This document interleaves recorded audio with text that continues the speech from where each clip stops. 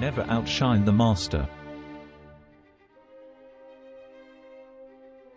Always make those above you feel comfortably superior. In your desire to please and impress them, do not go too far in displaying your talents. Or you might accomplish the opposite, inspire fear and insecurity. Everyone has insecurities. When you show yourself in the world and display your talents, you naturally stir up all kinds of resentment, envy, and other manifestations of insecurity. Do not fool yourself into thinking that life has changed much since the days of Louis XIV and the Medicis.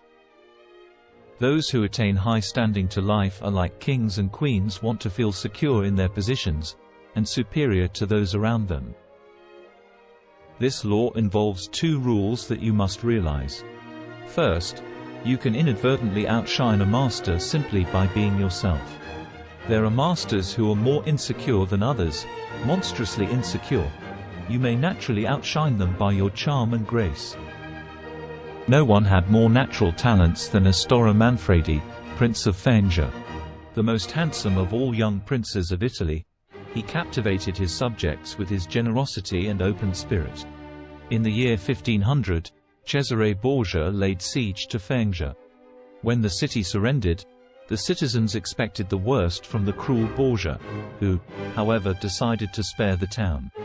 He simply occupied its fortress, executed none of its citizens, and allowed Prince Manfredi, 18 at the time, to remain with his court, in complete freedom. A few weeks later, though, soldiers hauled Astorre Manfredi away to Roman prison. A year after that, his body was fished out of the river Tiber, a stone tied around his neck. Borgia justified the horrible deed with some sort of trumped-up charge of treason and conspiracy, but the real problem was that he was notoriously vain and insecure.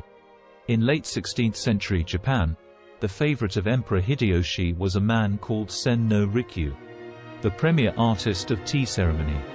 He's one of Hideyoshi's most trusted advisors, had his own apartment in the palace, and was honored throughout Japan. Yet in 1591, Hideyoshi had him arrested and sentenced to death. Rikyu took his own life, instead. The cause for his sudden change of fortune was discovered later. It seems that Rikyu, former peasant and later court favorite, had had a wooden statue made of himself wearing sandals, a sign of nobility, and posing loftily. He had had this statue placed in the most important temple inside the palace gates, in clear sight of the royalty who often would pass by. To Hideyoshi this signified that Rikyu had no sense of limits. Presuming that he had the same rights as those of the highest nobility, he had forgotten that his position depended on the emperor, and had come to believe that he had earned it on his own.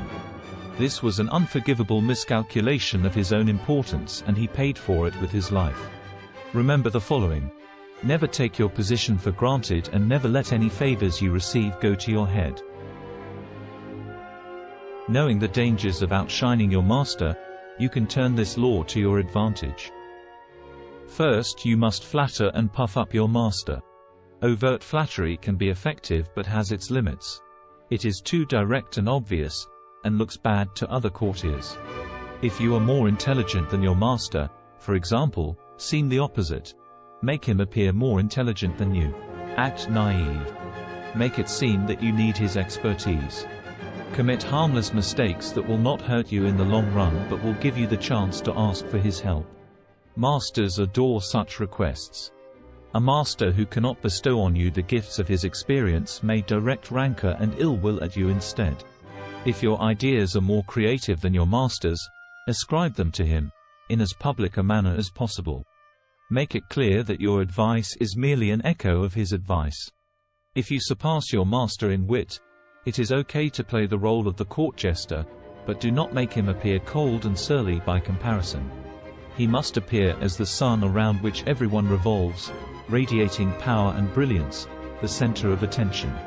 Any attempt to impress him with your grace and generosity can prove fatal. Learn from Fouquet or pay the price.